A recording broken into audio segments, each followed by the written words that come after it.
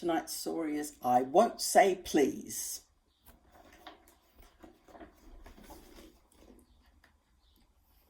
Oh, where can I put it so you can see? There.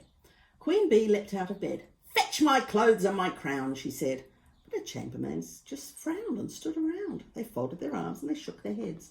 "Look here, Queen Bee," they said. "You don't have to beg or get down on your knees, but could you at least say please? Why should I?" Queen Bee scoffed and stomped off. But the lady of the bathtub said, like a dripping tap, "You can't speak to me like that. No way, Queen Bee. I shan't fetch your toothpaste until you say please." "Forget it," said Queen Bee, and she flounced off.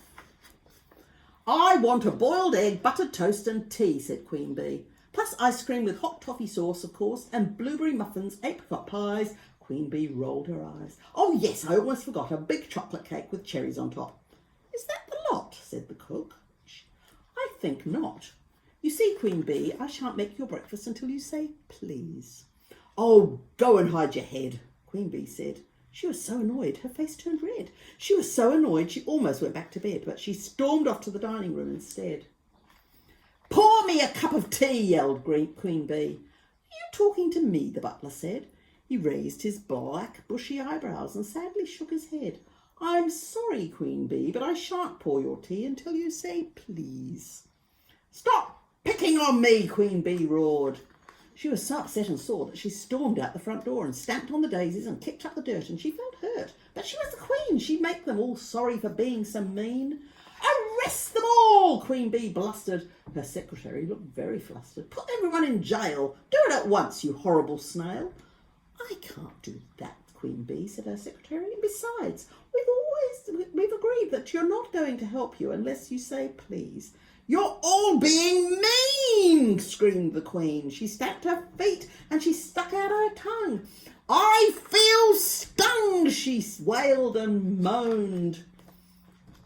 And then off she blundered down the steep dark steps that led underground, and there she found a deep dark dungeon, and she locked herself in and threw away the key. Queen Bee felt fizzing mad. She felt sad, and the sadness she felt was being so big and so bad that it came bursting out of her eyes. "Why is everyone so horrible?" she cried. "Nobody loves me. I've lost all my friends. I've become to be a lonely, miserable end. And the worst of it is," Queen Bee wailed, "I've gone and locked myself in jail."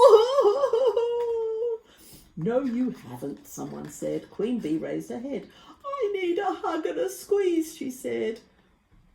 "Please." "Yippee, Queen Bee. See, please is like a hug and a squeeze or the smile of your face. It makes the world a friendlier place." Everyone's friends with someone who says please. So, what's the moral of the story? Always say please and thank you. Night, night.